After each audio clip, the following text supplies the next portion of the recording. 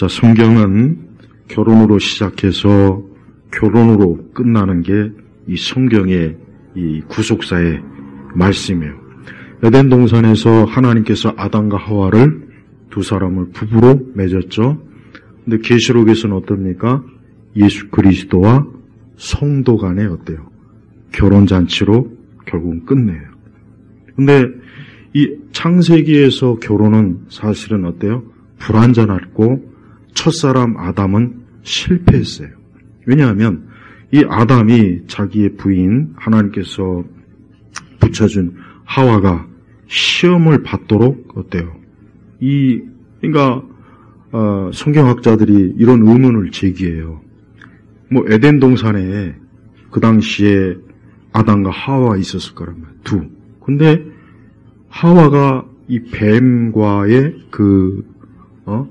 뱀이 하와를 꼬드길 때 도대체 아담은 어디 가서 뭐하고 자빠져 있었냐, 이런 의문을 제기하는 거예요.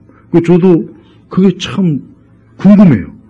에덴 동산이 사실 에덴 동산의 크기가 어떤지는 정확하게는 모르지만 넓기는 했겠지만은 왜 아담이 그때 그 자리에서, 만약에 아담이 그때 그 자리에 하와 곁에 있었더라면 과연 뱀의 그 미혹이 성공할 수 있었을까? 없었을 거라고 저는 생각해요. 그러니까 이 뱀도 아담과 하와가 같이 있었을 때보다는 하와 혼자가 있을 때 어때요?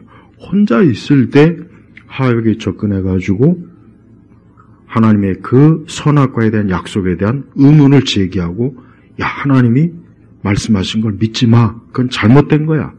그래서 결국은 어때요? 결국은 선악과를 먹었단 말이에요. 근데 그때 그 자리에 아담이 없었던 건 분명해요. 그리고 이제 하와가 선악과를 따먹고 난 다음에, 그 다음에 이제 하와가 어때요? 아담에게 가서 그 선악과를 따먹도록 이번에는 누가요? 하와가 미혹을 한 거예요. 아담이 그만 따먹었잖아요. 그러니까 첫사람 아담은 실패한 거예요. 네. 하나님께서 붙여준 그 하와가 미혹당하지 않게, 마귀에게 속지 않도록 그렇게 했어야 되는데 그만 그 일을 제대로 하지 못해갖고 하와가 뱀에게 속임을 당해서 결국 자기 자신까지도 어때요? 하나님께 죄를 짓는 그런 큰, 참 엄청난 일이 벌어진 거예요. 그러나 둘째 아담 되신 예수님은 이 땅에 오셔서 그분은 단 하나도 실패하지 않았어요. 예수님의 사역 중에 가장 중요한 게 뭡니까? 십자가 사역이에요. 이게 가장 중요한 거예요. 그러니까 예수님은 그 일을 하기 위해서, 하나님의 그 뜻을 이루시기 위해서 이 땅에 오신 거고, 결국 그 일을 잘 감당하셨어요. 정말 하나도 오류가 없이, 불순종한 거 없이 그 일을 잘 감당하셔서 그 십자가에서 하나님께 영광을 돌린 거예요. 그런데 그것으로 끝난 것이 아니라 이제 가장 중요한 게 뭡니까? 바로 오늘 말씀에 보니까, 거기 보니까 7절에 보니까 이런 말씀이 나옵니다. 기뻐하고 즐거워하며 그분께 영광을 돌리자. 이는 어린 양의 혼인날이 이르렀고 그분의 신부가 자신을 준비하였으며. 여기서 신부는 누구를 얘기하는 겁니까? 우리 그리스도인 교회를 얘기하는 거예요. 그리고 어린 양은 바로 예수님을 얘기하는 거예요. 그러니까 하나님 아버지께서는 이 어린 양 되신 예수님, 이분을 교회에 어때요? 신랑으로, 그리고 우리 성도들은 예수님의 신부로 삼으신 거예요. 그래서 이 세상 마지막 하나님의 구속사의 가장 영광 주는 정점이 뭐냐? 어린 양 혼인잔치. 그래서 우리 성도들이 이제 예수님과 영원한 언약, 혼인식을 통해서 이제 우리는 영원히 그분의 신부로서 이제 주님과 함께 영생을 누리는 거예요. 바로 이 일에 있어서 예수님의 사역은 어때요? 마지막 하나님의 그 구속의 거룩한 계획을 성취하는 거예요. 그러니까 여기서 실패가 없잖아요. 만약에 신랑 되신 예수님이 또 만약에 첫사랑 아담처럼 뭔가 잘못돼가지고 어린 양 혼인잔치가 안 이루어졌다. 그러면 하나님의 구속사는 완성이 안 된 겁니다. 완성이 안 돼. 예수님의 사역은 십자가에서 끝난 것이 아니라 그 이후에 어떻습니까? 결국 이 교회가 예수님의 그 어린 양 혼인 뒷자리에서 그 교회를, 그리스도인들을 순결한 신부로 보존해서 그 자리에 있는 거예요. 그래서 결국은 거기에서 어때요? 영원히 하나님과 함께하고 예수님과 함께하는 그런 영광스러운 것으로 결국 하나님의 그 구속의 모든 일은 이제 결말을 맞이하는 겁니다. 그래서 첫 번째 결혼은 실패했지만 두 번째 결혼은 어때요? 예수님께서 그 결혼을 완성하시고 승리하시고 결국 하나님께 영광을 돌리는 거예요. 자, 근데 6절에 이제 보면은 내가 많은 무리소리 같고 맑은 물소리 같으며 강한 우레소리 같은 것을 들었는데 그 소리를 말하였다. 할렐루야. 주 우리 하나님 곧 전능하신 분께서 다스리신다. 여러분, 하나님이 세상을 다스리신다는 것을 우리가 반드시 매일매일 날마다 잊지 말고, 우리가 혹 세상이 문제가 많고 악인이 막 득세하고 왜 세상에 이럴까 저럴까 그럴 때마다 항상 하나님이 다스리신다. 이걸 우리의 입으로 늘 고백하고 늘 우리 마음에서 어때요? 하나님이 다스리신다는 것을 자기 스스로가 확신을 하면서 우리는 혹 누군가에게도 하나님이 세상을 다스리신다 하는 것을 꼭 알려줘야 돼요. 이 땅은 누가 다스립니까? 왕이 다스린 게 아닙니다. 수상이나 대통령이 다스린 게 아니에요. 하나님이 다스리는 거예요. 하나님이 다스리기 때문에 궁극적으로 하나님께 영광을 돌릴 것이고 궁극적으로 하나님의 뜻이 이루어지는 것이고 하나님께서 모든 원하시는 그 모든 일들이 다 결론을 날 거예요. 그래서 여기서 할렐루야 그러잖아요. 그래서 할렐루야, 하나님이 찬양을 받으시고 영광을 받으시는데 왜 그러느냐? 하나님이 세상을, 그것도 이분이 어떻습니까? 전능하신 분께서 다스리신다 하는 것을 알 수가 있어요. 그래서 성도들은 우리가 살면서 어떤 세상에 좀 이해할 수 없고 뭔가 앞뒤가 안 맞고, 그리고 가만히 보면 그래요. 가만히 보면 악인이 꼭 결국은 악인이 이기는 것 같아요.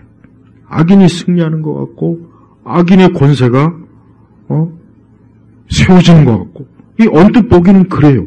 그래서 이게 과연 정말 하나님이 다스리나 이런 의심이 들 때가 있기는 해요. 하지만 그럴 때마다 어떻게 해요?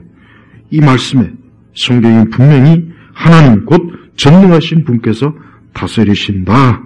그러니까 우리는 하나님께서 하시는 일을 우리가 다 알지 못하고 알 수 없지만 지금의 이 모든 것도 하나님께서 다스리시는 한 과정이라는 것을 우리가 믿고 있으면 우리가 많이 위로가 되고 안심이 될 거예요.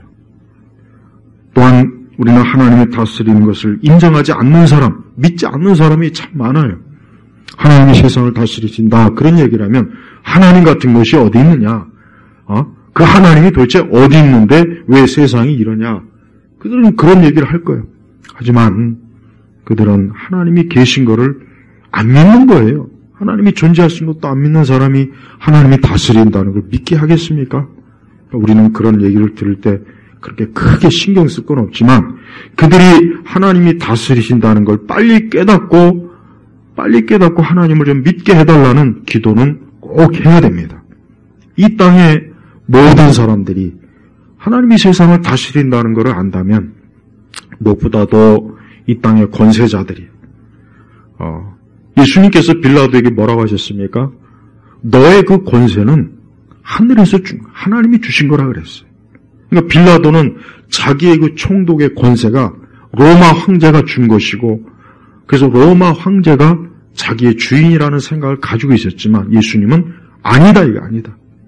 너가 가진 권세는 위에서 하나님이 주시지 않았으면 너의 권세는 없는 거예요. 그래요. 이 땅에 악한 통치자들도 많아요. 아까 얘기했지만은 김일성이도 그다음에 우리나라 대통령들 보면 왜 이런 사람들이 왜 대통령이 됐을까? 솔직히 이해가 안 돼요. 그리고 또 부정한 방법으로 됐잖아요. 부정한 방법으로. 그러면은 우리 믿는 사람일지라도 왜 하나님께서 이 모든 걸 다 하실 텐데 왜 저들이 악한 계략으로 음흉함으로 왜 저렇게 불의한 자가 속여서 저 큰 권력을 얻게 하실까? 근데 그건 몰라요. 뭔가 하나님의 뜻이 있겠죠. 악인도 하나님이 뭔가 쓸 때가 있으니까, 악인도 하나님이 뭔가 하나님의 뜻에 맞게 쓰려고 하니까 그들이 불의한 방법으로 혹 권력을 차지해도 그것조차도 뭐예요? 그것조차도 하나님의 허락이 없으면 안 되는 거예요. 마치 빌라도가 예수님께 사형 선고를 내린 것도 빌라도는 자기의 권력과 능력으로 했을 거라고 그는 생각하겠지만 사실 더 큰 근원은 뭐예요? 하나님께서 하게 하신 거예요. 하나님 허락이 했으니까 빌라도도 예수님에게 사형 선고를 내릴 수 있었던 거란 말이에요. 우리는 하나님께서 모든 일에 항상 어때요? 모든 것은 다 하나님에게서 온다는 것을 우리는 알아야 돼요. 그래서 우리는 하나님이 지금도 이 땅을 다스리고 세상을 다스리셔서 어때요? 하나님의 목적과 뜻이 이루어지고 있는 거예요. 두 번째는 7절의 말씀입니다. 기뻐하고 즐거워하며 기뻐하고 즐거워하며. 네, 우리 성도들은 좀 우리가 현 상황이나 이런 것들이 좀 솔직히 기뻐하고 즐거워할 일보다는 없는 날이 더 많아요. 없는 날이 많습니다. 하지만 우리 성도들은 마지막 때에 하나님께서 이렇게 영광스러워, 적어도 우리 성도들에겐 영광스러운 날이 딱 이야기되는 거예요. 좀 온풍기를 좀 꺼도 될 것 같아요. 좀 추워야 돼요, 확실히. 예배 때는 추워야 이게 확실히 이 졸음이 좀 이렇게, 위에서 찬바람 나오면 참 좋을 텐데, 그게 안 돼갖고 좀 아쉬워요.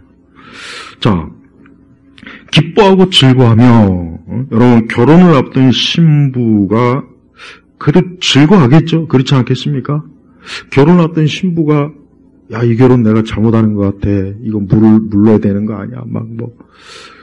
그런 신부보다는, 빨리 결혼식장에 들어가서 신랑 손을 잡고 빨리 결혼을 했으면 좋겠다. 그런 마음이 더 많겠죠.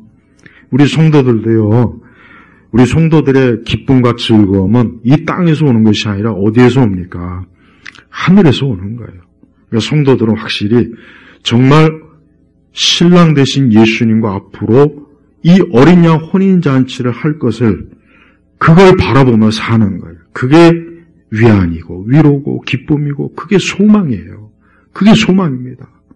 그러니까 형은 지금 우리가 살고 있는 우리 현 상황이 좀 안 좋고 낙심이 되고 왜 이러나 왜 저러나 뭔가 막 그런 게 있어요. 하지만 세상 사람들은 그게 전부예요. 그러니까 세상 사람들은 그 이상이 없어요. 그 이상. 하지만 우리에게 뭐가 있습니까? 그래, 설령 지금 좀 이래도 우리에게는 크고 기쁜 날이 있다. 나에게는 크고 기쁜 날이 있다.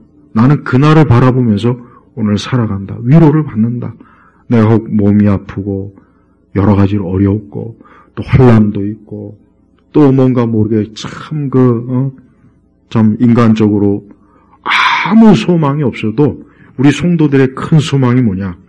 이 어린 양이 있어요. 그래서 기뻐하고 즐거워하며 그분께 영광을 돌리자. 이는 바로 원인이 기뻐하고 즐거워하는 이유가 뭐냐? 어린 양의 혼인날이 이르렀고 그분의 신부가 자신을 준비하였으며 그 신부에게서 빛나고 깨끗한 세마포 옷을 입는 것이 허락되었기 때문이다. 여기서 세마포 옷은 뭐겠습니까? 결혼 예복을 얘기하는 거예요. 근데 이 세마포 옷이 어떠냐면 빛나고 깨끗한. 그러니까 하나님께서 성도들에게 주신 빛나고 깨끗한 그리스도의 의예요. 이제 더 이상 이제 이때쯤 가면 우리는 이제 조금 더 우리 죄로 인해서 나의 죄성으로 인해서 또 이 세상의 죄로 인해서 막 더러워지고 고통받고 괴로워하고 그럴 일이 없고 이제 그때 되면 완전히 그래서 빛나고 깨끗한 세마포 옷을 입는 것이 허락되었기 때문에 허락된 거예요. 우리 스스로가 이 옷을 입은 게 아니에요. 우리 스스로가 나의 의와 나의 공로와 나의 착함으로 이 옷을 나는 입을 자격이 있어 해서 내가 확 내 손에서 잡아 뺀 것이 아니라 뭡니까? 하나님께서 옷을 입혀준 거예요. 허락한 거예요. 그래, 너는 이제 그 옷을 입어도 돼. 너는 이제 그리스도로 인해서 의로워졌고 깨끗해졌고 정결한 신부로서의 자격이 있으니까 그 옷을 입어도 돼 하면서 허락한 거예요. 이 세마포 옷은 성도들의 의로운 행실이다. 여기서 의로운 행실이라고 하는 건 뭐예요? 이건 그리스도를 통해서 나오는 성도들의 행위를 얘기하는 거예요. 그리스도를 통해서 나오는 것입니다. 우리 자신의 우리에게서 나온 게 아니에요. 인간에게서 어떤 의로운 행실이 나오겠습니까? 그렇다면은 예수 그리스도의 그 십자가의 구속이 필요가 없죠. 그래서 하나님께서는 그리스도를 통해서 우리 하는 모든 일들이 의롭도록, 거기서부터 우리의 모든 것들이 의로워지도록 하나님 만들어주신 거예요. 9절에 보니까 그 천사가 내게 말하기를, 천사가 이제 요한 사도에게 말하는 건데 뭐라고 했냐면, 기록하여라, 어린 양의 결혼잔치에 초대받은 자들은 복이 있다라고 하였고, 또 그가 내게 말하기를 이것들은 하나님의 참되신 말씀이다 라고 하였다. 여기서 어린 양의 결혼잔치, 어린 양 결혼잔치. 네. 예수 그리스도와의 결혼, 예수 그리스도와의 영원한 결합, 예수 그리스도와의 영원한 함께하는 것을 지금 마련하는 거예요. 근데 여기서 보니까 초대받은 자들은 복이 있다. 누가 초대를 받습니까? 이 어린 양의 혼인잔치에 누가 초대받습니까? 그리스도로 인하여서 의로운 자들이 초대를 받는 거예요. 초대받지 못한 자들은 다 어떤 사람들입니까? 그들은 불의한 자들이에요. 그들은 자기 죄가 씻겨지지 않았어요. 그들은 자기 죄로 인해서 결국은 이 혼인잔치에 참여하지 못하고 영원한 멸망으로 저들은 어때요? 하나님께서 버린 거예요. 내친 거예요. 너는 내 아들의 이 거룩한 결혼잔치에 너는 참여할 수가 없다. 왜 참여 못합니까? 그들에게는 의의가 없었던 거예요. 그들에게는 그리스도의 의의가 없기 때문에 하나님께서 그들에게 어때요? 참여할 수 있는 거룩한 의의 옷이 그들에게는 없었어요. 그러니 그들은 아예 거기에 초대받지도 못하고 참여하지도 못한 거예요. 그 대신 우리 성도들, 그래서 초대받은 자들은 뭐가 있다고 했습니까? 복이 있다 그랬잖아요. 복이 있다 그랬어요.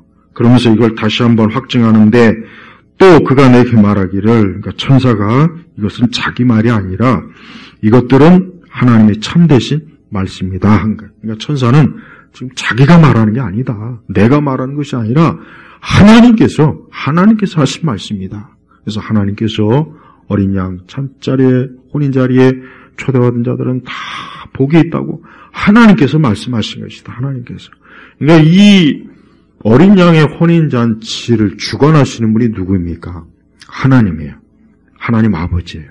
그 다음에 그 혼인잔치의 신랑은 누굽니까? 아들 예수님이에요. 아들 예수님이에요.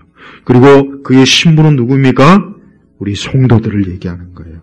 여러분, 이게 바로 이제 요한계시록의 끝부분이에요. 그래서 하나님께서는 인류의 모든 것들을, 역사를 무엇으로 결국은 끝내냐, 이거. 뭐로 하나님의 거룩한 마지막 구속의 역사를 마무리하느냐.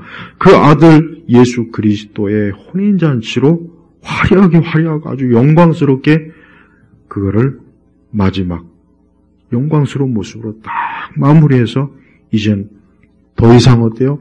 이젠 이 땅에 이젠 죄인의 고통과 슬픔과 괴로움과 전쟁과 환난과 질병과 죽음이 없는 그 영광스러운 혼인잔치로 이제 쑥 이제 들어가는 거예요. 그러니까 우리 성도들이 그 땅에 그때 그 자리에 우리가 있는 거예요. 그때 그 자리에 내가 있는 거라고. 이게 우리 성도들의 소망이에요, 소망. 여러분, 앞으로 이 세상이, 제가 지난 시간에 또 말씀을 전했지만 세상이 절대 좋아지지 않습니다. 앞으로 더 우리가 지금 알지 못하지만 더 어려운 시대가 올 거예요. 더 어렵고 힘들고 더 이 땅의 사람들이 고통받을 때가 분명히 올 거예요. 이 세상이 원래 그렇습니다. 이 세상이 절대 이 악한 원수 마귀가 그냥 조용히 얌전히 있다가 지가 멸망의 길로 가겠습니까? 절대 그렇지 않습니다. 저 악한 자는 예수님을 대적할 것이고 그리스도의 몸 된 교회를 대적할 거예요. 믿는 자를 핍박할 거예요. 믿는 자들이 믿음 생활하는 것을 여러 형태로 괴롭히고 환난도 주고 고통도 주고 그 믿음을 떠나는 것, 그런 수많은 미혹거리를 계속 퍼부을 거란 말이에요. 그러니까 성도들이 지금은 정말 신앙생활을 잘해야 돼요. 지금은 그냥 평범하게 그냥 교회에 와서 예배드리고 뭐 그러면 되지 뭘 더 필요해. 그냥 그 정도만 할 것이 아니라 정말 앞으로 내가 믿음 생활을 하는 일에 있어서 어려운 때가 분명히 올 것이고 더 어려울 수도 있고 더 힘들 수도 있다. 그럴 때 내가 예수님을 믿는, 내가 그때 무엇을 가지고 힘을 낼까? 내가 그때 무슨 소망을 가질까? 여기에 소망을 가져야 되는 거야. 그래, 내가 지금 이렇게 어렵고 힘들고 내가 혹 모든 사람들한테 내가 버림을 당하고 외면을 당하고 내가 있는 영역에서 혹 쫓겨난다 할지라도 나는 어린 양 혼인잔치에 초대받은 사람이야. 난 거기에 들어갈 거야. 난 거기에서 영광스럽게 나는 주님 곁에 설 거야라는 이 믿음을 꼭 가져야 됩니다. 이게 궁극적인 소망이에요. 우리에겐 다른 소망이 없습니다. 우리에게는 이 땅에 그저 잠깐 주어지는 좋은 일, 기쁜 일, 그거는 그냥 정말 잠깐이에요. 그거는 영원하지가 않아요. 젊음도 쇠퇴하고, 우리의 건강도 쇠퇴하고, 결국은 모든 사람이 다 보세요. 죽음으로 끝나잖아요. 죽음으로 끝나잖아요. 어제도 어떤 유명한 가수가 보니까 죽었더라고요. 봐요. 세상에 유명한 사람도 죽어요. 권력 있는 사람도 죽습니다. 똑똑한 사람도 죽고, 좋은 직장 다닌 사람도 죽고, 그렇게 대단한, 영원할 것 같은 사람도 결국은 다 죽음 앞에 무릎을 꿇잖아요. 그게 사람의 마지막이에요. 누구나 것 없어요. 하지만 우리 성도들은 어떠한 소망이 있습니까? 우리는 그 죽음이 끝이 아니라 나는 내 신랑 되신 예수님. 이 어린 양이 뭡니까? 어린 양. 어린 양은 구약에서 보면은 제사 때 속죄 제물이에요. 그래서 이 어린 양이라고 하는 것은 그 어린 양이 결국은 나의 죄를 대신해서 희생당하는 게 이 어린 양이 주어진 어떤 사명, 운명이라 할 수도 있고 사명이라 할 수도 있어요. 근데 그 어린 양이 결국 누구를 살리기 위해서 그 자리에 섰느냐? 나를 살리기 위해서 쓴 거예요. 나를 살리고, 그리고 나를 살릴 뿐만 아니라 어때요? 나를 그 신부의 자리로 딱 세워줘서 나를 영광스럽게 신부로서, 우리가 하나님의 자녀도 영광스럽고 또 그리스도의 신부가 되는 것도 영광스러워요. 그러니까 성도는 영광스러운 일밖에 남지 않았어요. 그러니까 성도가 이 땅에서 잠깐 겪는 환난이나 어려움을 잘 이겨내세요. 그리고 절대로 성도는 이 세상을 따라가면 안 됩니다. 세상이 좋아서 이 보이는 세상이 너무 좋고 보이는 세상이 전부인 것 같고 그렇게 하다가 세상으로 갔다가는 그건 마치 꼭 뭡니까? 롯의 처와 똑같이 되는 겁니다. 롯의 처. 네. 롯의 처가 얼마나 어리석습니까? 천사의 인도를 받고 끝까지 앞만 보고 갔어야 되는데 분명히 그 뒤돌아보면 안 되는데 그 뒤를 돌아봤다는 것 자체가 뭐예요? 그거는 그 마음이 어때요? 세상을 사랑하는 마음, 세상을 좋아하는 마음. 아니 저기에 내 좋은 것이 다 있는데 저걸 두고 가려니 앞 같기도 하고 저건 누려보지도 못했는데 어떻게 할까? 그런 마음속에 돌아봤지 뭐 때문에 돌아봤겠습니까? 근데 그게 바로 잘못된, 그게 하나님이 싫어했던 거예요. 그래서 롯의 처는 거기서 그만 굳어버렸어요. 거기서 그만 돌이 돼버린 거예요. 얼마나 안타깝습니까? 예수님도 그 말씀의 경고의 교훈을 주셨어요. 그건 오늘 우리에게 주신 거예요. 우리는 앞으로 이 땅과 세상은 다른 것이 아니에요. 여러분, 세상은 딱 하나예요, 하나. 믿는 성도들을 그리스도에게서 돌려놓는 게 이 세상이 하는 모든 일의 결정체예요, 결정. 그 궁극적인 목적이 이거라니까요. 그러니까 사실은 세상이 좋아도 우리에게는 영적으로 좋은 게 아니에요. 지금 세상이 너무 좋아. 그냥 아무 일도 없고, 재난도 없고, 위험한 일도 없고, 마냥 좋아. 그게 과연 좋은 걸까요, 사실? 좋은 게 아닙니다. 솔직한 얘기. 왜? 영적으로 무뎌지거든요. 영적으로 무뎌져요. 기도할 일도 없고, 하나님 앞에 막 매달릴 것도 없고, 하나님을 막 바라봐서 도움 구할 것도 없고, 모든 게 다 그냥 잘 되고 있는데, 굳이 하나님 의지할 게 뭐가 있나. 이게 좋은 게 아니라고요. 그래서 성도들은 차라리 좀 어려워도, 물론 그 참 좋은 건 아니지만, 어려워도 내가 막 하나님 찾고 구해야 되고, 하나님 의지해야 되고, 하나님께 도움을 구해야 되고, 막 하나님께 달려오는, 그게 사실은 굉장히 좋은 거예요. 그래서 성도들이 외적 환경이 나쁠 때, 그때 낙심하지 말고, 불평하지 말고, 오히려 그때, 내가 오히려 이럴 때가 하나님을 찾기가 더 좋다. 오히려 이럴 때 내가 하나님 찾는 게 더 내게는 유익하겠구나 하고, 그렇게 생각을 다른 관점으로 바라보면 좋아요. 하나님은 그걸 기뻐하시는 거예요. 이스라엘 백성들이 광야에서, 사실 이스라엘은 하나님이 잘 돌봐주고 있어요. 그렇게 큰 어려움이 없다고요. 근데 이스라엘은 왜 조금 어려우면은 자꾸 하나님 원망하고 그러잖아요. 그러니까 왜 그때 꼭 그럴까? 그때 그렇게 하지 말고, 이럴 때 우리가 하나님을 더 믿고, 하나님께 기도하고, 하나님의 도움을 구하고, 하나님 앞에 가자.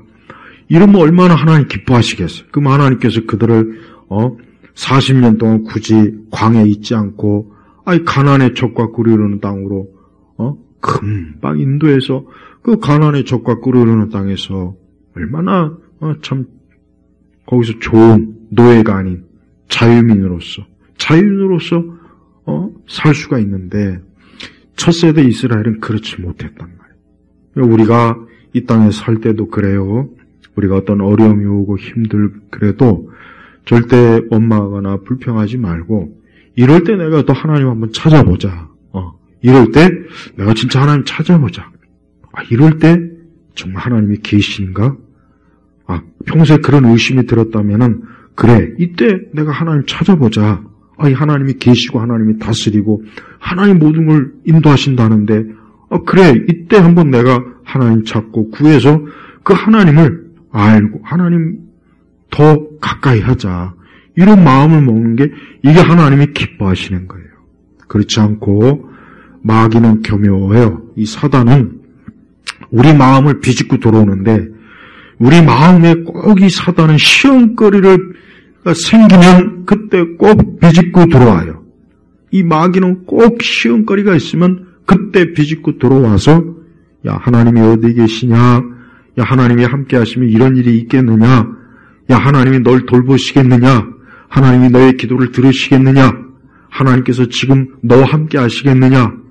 그런 의심을 계속 의심의 씨앗을 뿌려가지고 결국 우리로 하여금 하나님에 대해서 원망하고 불평하고 의심하고 불신앙의 길로 자꾸 빠지게, 그게 꼭 마귀가 하는 일이 꼭 그래요. 그러니까 그럴 때 정말 자기 자신을 잘 말씀에 굳게 매어가지고, 이런 것들은 다 이게 마귀가 주는 거야. 이 사단이 지금 나로 하여금 하나님을 의심하게 만들고 하나님의 사랑을 의심하게 만드는 아주 교활한 일이야 하고, 그때 좀 믿음을 온전하게 가져야 되는 거예요. 그리고 또한 그리스도의 신부는 신랑을 위해서 자기 자신을 잘 가꾸는 게 이게 제일 중요한 겁니다. 우리 여성분들은, 결혼하신 분들은 알겠지만 한번 생각해 보세요. 신랑을 위해서 내가 준비하고 꾸미고, 남자들은 대충 하고 나오잖아요, 솔직히. 그러니까 여자들이 얼마나 많이 꾸며야 된단 말이에요. 그거 왜 그러겠습니까? 신랑을 위해서 하는 거예요, 신랑을 위해서. 신랑을 위해서 하는 거예요. 마찬가지예요. 우리 성도들은 그리스도, 우리 예수님의 신랑 대신 그분을 위해서 내가 지금 계속 가꾸는 거예요, 가꾸는 거. 성도들의 삶은 그리스도를 위해서 가꾸는 게 그게 성도들의 삶이에요. 우리의 마음, 우리의 생각, 우리의 태도, 모든 걸 다 뭐예요? 신랑에게 맞추는 거예요, 신랑에게. 신랑에게 맞춰야 돼요. 신랑을 자기에게 맞추라고 하면 안 돼요. 우리 그리스도인들은 신부는 신랑 대신 예수님에게 자기를 맞춰야 돼요. 그래서 뭐든지 신랑 대신 예수님에게 모든 걸 다 맞춰요. 우리 예수님이 좋아하는 것, 예수님이 즐거워하는 것, 반대로 예수님이 싫어하는 것, 예수님께서 기뻐하지 않는 것은 나도 기뻐하지 않아야 되는 거예요. 그러니까 성도는 매번 매순간 하여튼 모든 걸 크든지 작든지 예수님에게 다 맞춰야 돼요. 예수님에게. 근데 그게 기쁨으로 해야 되는데, 그게 막 귀찮고, 그게 막 짜증나고, 하기 싫은데, 그냥 어거지로. 그러면 신랑이 좋아하겠어요? 싫어요. 당연히 싫어하죠. 우리 예수님은, 우리 성도들이 우리가 뭐든지 그분에게 맞추는 걸 기뻐해요. 기뻐한다고. 그게 우리 예수님의 기쁨이에요, 기쁨. 그러니까 신부는 진짜 신부라면, 그가 정말 그리스도의 진짜 신부라면, 하여튼 모든 걸 우리 신랑 대신 예수님의 그분이 기뻐하는, 그분의 취향, 그분의 하여튼 거기에 다 맞춰야 돼, 세세하게. 그게 경건입니다. 그게 하나님의 앞에서 하나님 기뻐하시는 거예요. 그래서 성도는 이제 자기의 삶을 자기가 사는 게 아니라 뭐예요? 자기가 사는 것이 아니라 신랑에게 맞추는 거예요. 자, 하와의 큰 잘못이 뭔지 아십니까? 하와의 큰 잘못은 자기 머리가 된 신랑 아담에게 그 뱀이 그런 얘기를 했을 때 그 하와가 정말 잘못한 게 뭐냐면 뱀의 말을 한번 아담에게 가서 물어봤어야 되는 거예요. 지금 뱀이란 녀석이 내가 뱀 얘기하니까 내가 이제 성경 뱀을 얘기하다가 추우면 저거 좀 트세요. 유튜브에 이제 뱀에 이렇게 오는데 왜 이렇게 그냥 뱀 요리가 막 엄청 나오는 거야. 엄청 뱀 요리 막 이만한 막 사람보다 큰 뱀을 그냥 요리해갖고 막 튀겨 먹고 막 탕도 해 먹고 막 삶아 먹고 볶아 먹고 막 뱀 요리가 그렇게 많더라고요. 이게 한번 검색하니까 계속 뱀 요리가 나오네 또. 그래서 이 뱀에 대해서 좀 이게 실제 좀 연구를 하려고 이제 뱀 영상 그렇게 뱀 요리가 많아요. 즐겨 먹더라고. 혹시 오늘 가서 한번 영상 검색해 보세요. 뱀 요리. 동남아시아 사람들이 그렇게 뱀을 막 이만한 뱀, 그냥 뱀도 아니에요. 지금 사람 몸통만한 이 뱀들을 막 잡아다가 막 그냥 껍질 벗겨가지고 끓여 먹고 그래서 막 끔찍하더라고요.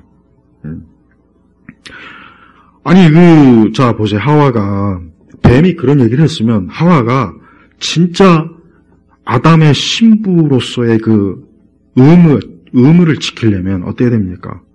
그 뱀이 한 말을 아담에게 가서 확인을 했어야 돼요.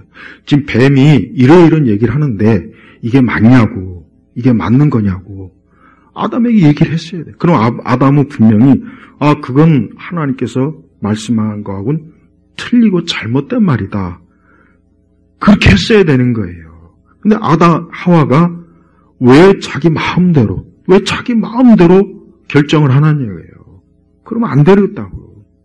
그러니까 아담도 잘못했지만 하와도 어때요? 자기 머리인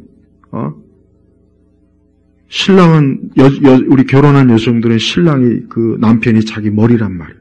그러면 가서 물어보고 그렇게 했어야 되는데 그렇게 안 하고 자기 마음대로 결정을 해가지고 결국은 어때요? 죄를 범한 거 아니에요. 그러니까 그게 사실은 먼저 잘못된 거.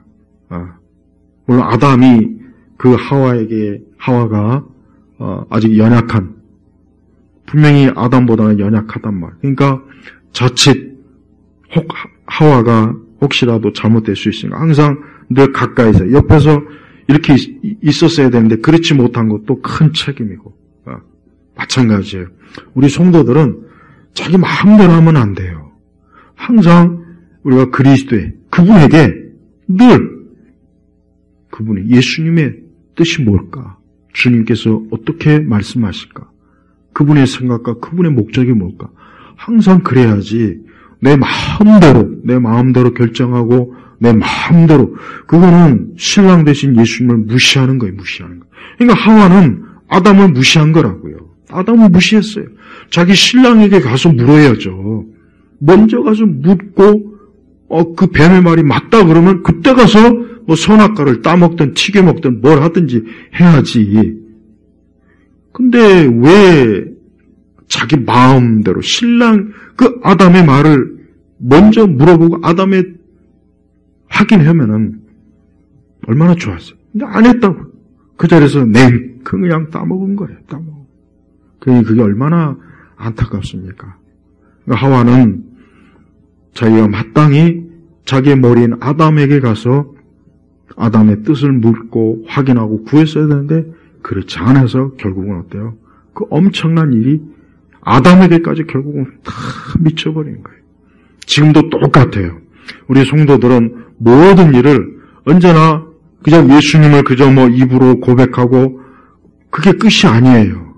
우린 예수님이 정말 살아계셔서 그분은 내 모든 걸 다 아시고 내 생각도 아시고 내가 그분에게 뭘 물으면 그분은 반드시 말씀으로 답을 주시고 그래서 이것이 옳다, 그것은 그러다. 하나님의 말씀으로 분명히 나에게 주님은 내게 알게 하실 것이다. 이 믿음이 없으면 그건 예수님 믿는 게 아닙니다. 예수님은 그저 벽에다 사진 하나 걸어놓고 그렇게 보라고 예수님을 믿으라고 그게 믿음이 아니죠. 예수님을 우리가 인격적으로 믿어야 되잖아요. 우리가 옆에 있는 사람하고 얘기도 하고 나누고 의논도 하고 마찬가지예요. 그냥 옆에 있는 사람이 사진으로 있습니까? 그림으로 있습니까? 아니잖아요. 예수님은 실제로 우리와 함께 하시고 지금도 동행하시는 분이라고요. 그래서 지금 우리 성도들은 항상 매순간 예수님 그분에게 묻고 내 마음대로 하면 안 돼. 이제 그리스도를 믿은 이후부터는 이제 절대 나는 언제나 예수님 그분이 어떻게 결정하시는지 그분의 말씀이 무엇인지 그분의 뜻이 무엇인지 그게 먼저 중요한 거야. 거라고. 그게 가장 우선이라고. 그래서 항상 그걸 우선으로 해서 우리가 살아가는 게 이게 그리스도의 삶이고 그리스도의 신부로서 그게 마땅한 의무요 책임이 되는 거예요. 그래서 우리 성도는 다른 거 없어요. 다른 거 없습니다. 언제나 예수님에게 늘 초점을 맞춰야 돼요. 좋은 신부나 좋은 아내는 항상 어때요? 자기 신랑을 항상 염두에 두는 거예요. 마찬가지. 영적으로도 똑같습니다. 영적으로도 언제나 내 신랑 되신 예수님이 이걸 어떻게 보실까? 이걸 어떻게 생각하실까? 그분의 뜻이 무엇인가? 항상 신랑 되신 예수님을 향하여 우리가 사는 겁니다. 마귀가 바로 그걸 싫어하는 겁니다. 세상이 그걸 싫어해요. 세상은 다른 걸 싫어하는 게 아니라 우리 사람들이 하나님의 아들 예수 그리스도를 향해서 사는 것, 이걸 마귀는 이걸 엄청나게 회방하고 미혹하고 유혹하고 떠나게 만들고 우리가 주님 사랑하는 것이 아니라 세상 사랑하게 만들고 마귀가 하는 짓은 결론은 항상 그거란 말이에요. 결론은 늘 그거예요.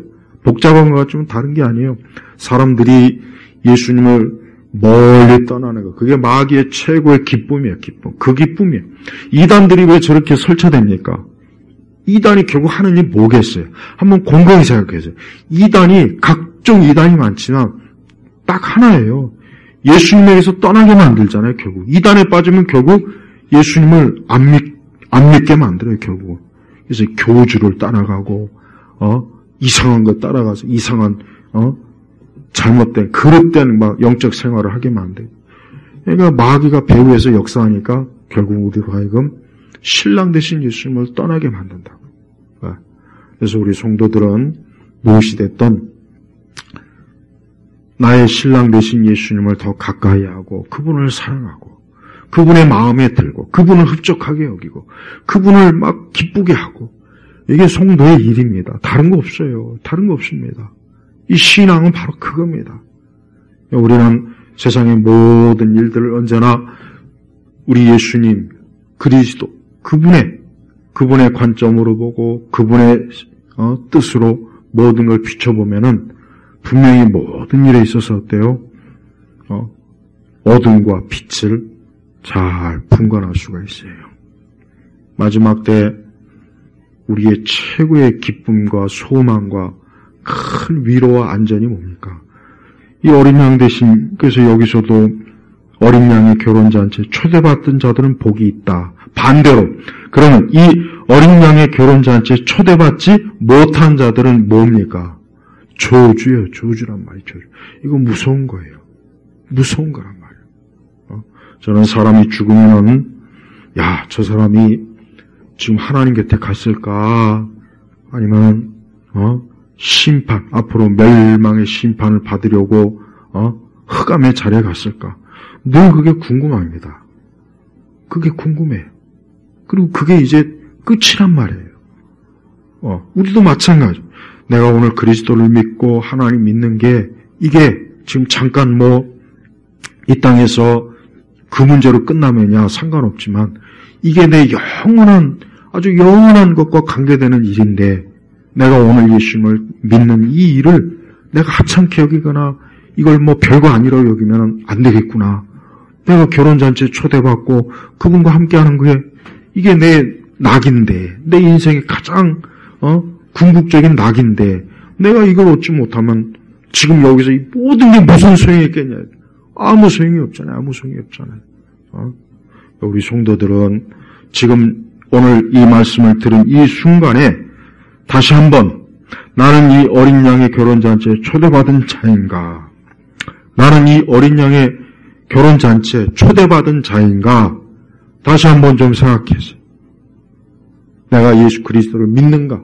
나는 그분이 나의 신랑이요, 나의 구세주요, 이분이 나의 주인이시요, 이분이 나의 모든, 내 모든 일의 궁극적인 정말 사랑의 대상인가 하고 다시 한번 예수님에 대해서 믿음을 다시 한번 가지셔야 돼요.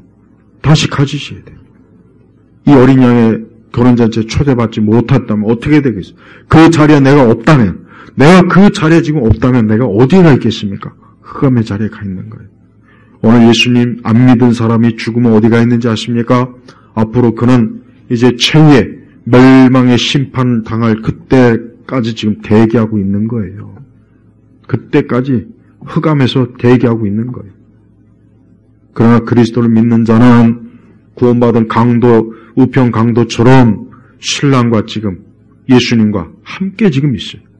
함께 평안하게 안식을 누리면서 이제 곧 있을 진짜 앞서간 성도야말로 이제 곧 있을 그 혼인잔치를 지금 준비하고 있는 거 얼마나 좋겠습니까? 그들이 지금 우리보다 훨씬 더 좋죠. 우리보다 더 지금 엄청나게 좋은 상태에 있는 거예요.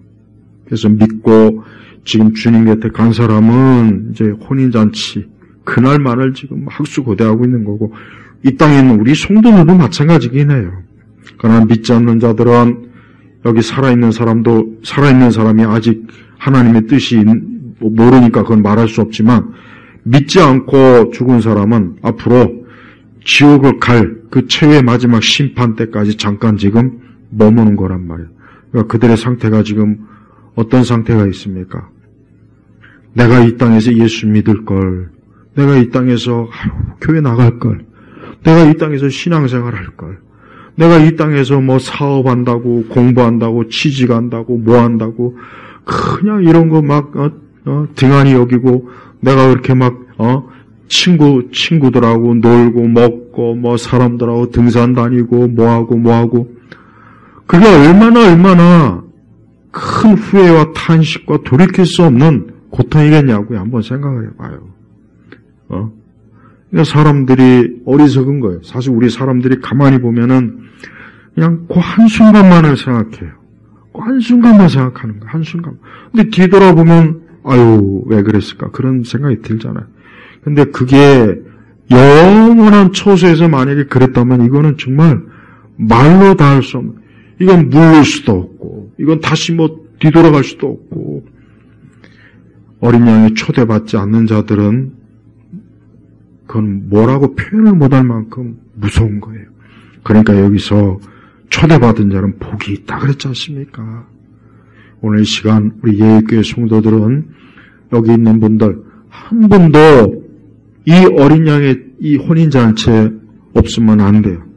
모두가 있어야 돼요. 오늘 예배당에 있는 분들은 다 있어야 돼요. 어린아이도 우리 장년들도 다 있어야 되는 거예요. 다 있어야 돼요. 그때 그 자리에서 다 있어야지 한 분이라도 만약에 빠지면 얼마나 안타깝겠습니까? 예? 지금 이 세상이 아무리 뭐 이런다 저런다 해도 일단 제일 중요한 것은 우리 성도들한테 중요한 것은 영원한 영생, 그게 제일 중요한 거예요. 이게 가장 중요한 겁니다. 이게 해결 안 되면 나머지 것들은 그냥 일시적인 것들 뿐이에요, 사실은. 이 땅은 언젠가는 우리 주님께서 이래는 다 이제 끝날 거란 말. 멀지 않았어요. 그러니까 나는 이 지상에서 지금도 세상 권력을 가지고 지가 하나님이 척하는 거, 내가 이따 세계관 때 하겠지만은 이것들은 지가 하나님인 줄 알아. 지가 가지고 있는 부와 권력을 가지고 자기가 마치 세상을 다스리는 걸로 알고 있단 말이에요. 이자들은.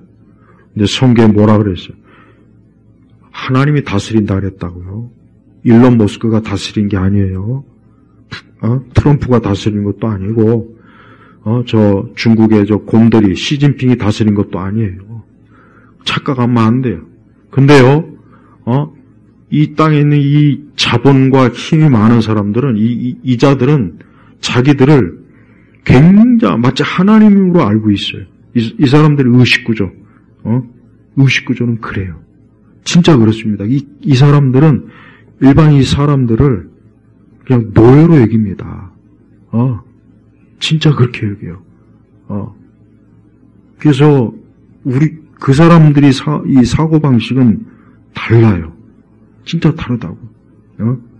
그러니까 그들이 이 대중, 일반 사람들을, 여러분, 전 세계 가장 돈 많은 사람 10명이 이 땅에 가난한 나라 85개국 사람보다 돈이 더 많습니다. 85개국의 가난한 국가의 국민들이 가진 돈하고 이 땅의 초인류 그 부자 10명의 재산이 더 많아요. 이거 엄청나지 않습니까? 그 사람들이 정기적으로 모여가지고 이 세상을 앞으로 우리가 어떻게 하자 지금 그런 짓을 계속 꾸미고 있어요. 그러니까 그 사람들의 눈에는 우리 사람들은 그냥 가축으로 봅니다. 그러니까 이것들이 지 마음대로 전쟁도 일으키고 금융도 지들 마음대로 조작질을 하고 그런다고요. 그런데 그 자들 다 하나님의 심판과 저주를 받을 거예요. 다 지옥 갈 거예요.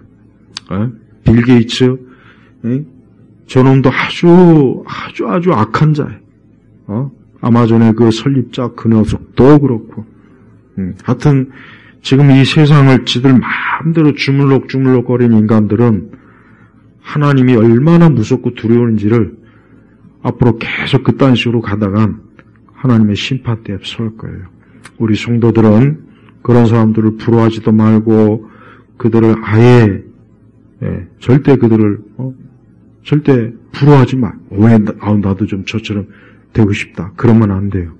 좋은 게 아닙니다. 오히려 다른 거 어떤 것보다 하나님께서 우리 주 예수님을 믿게 하시고 나에게 영원한 생명 주시고 내가 영생에 이르도록 천국에 가도록 하나님 나를 유업으로 주신 게 이게 얼마나 큰 축복이냐. 이건 정말 말로 다 할 수 없는 거예요. 하나님께서 주신 이 놀라운 거를 이거는 빌 게이츠도 아니고 어느 누구도 이거는 돈 주고 살 수 있는 게 아닙니다. 이렇게 귀한 걸 우리 주님이 나에게 주셨구나. 우리 주님을 통해서 나에게 주님의 의로 내게 주셨구나. 이거 감사해야 돼요.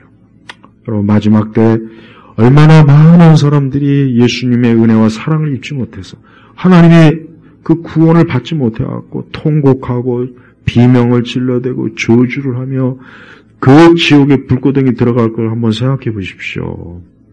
그들이 지금 아무리 화려한 삶을 유지한다고 해도 그건 잠깐인 겁니다. 오히려 우리 성도들, 이 어린 양 혼인잔치에 참여한 우리 성도들이야말로 영원히 쇠퇴하지 않고 썩지 아니하고 무너지지 않는 하나님 나라 천국에서 영원히 주님과 함께 복락을 누릴 거예요. 우리 성도들은 이 소망과 이 믿음 가지고 우리가 인생을 살아야 돼요. 앞으로 오고 오는 세상이 더 나빠지고 더 어려워지고 더 끔찍해지고 뭔가 그래도 괜찮아요. 우리는 주님 안에 있는, 우리는 주의 사랑 안에 있는 사람이기 때문에 그런 거 크게 두려워하지 말고 담대하게 맞서면 됩니다.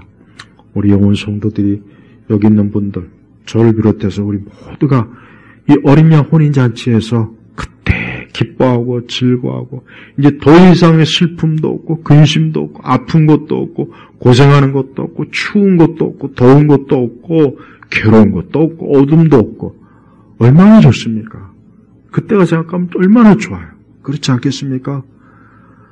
이건 하나님이 우리에게 약속하신 거니까 이 축복의 약속을 믿고 복되게 살아가실 주의 이름으로 축복합니다.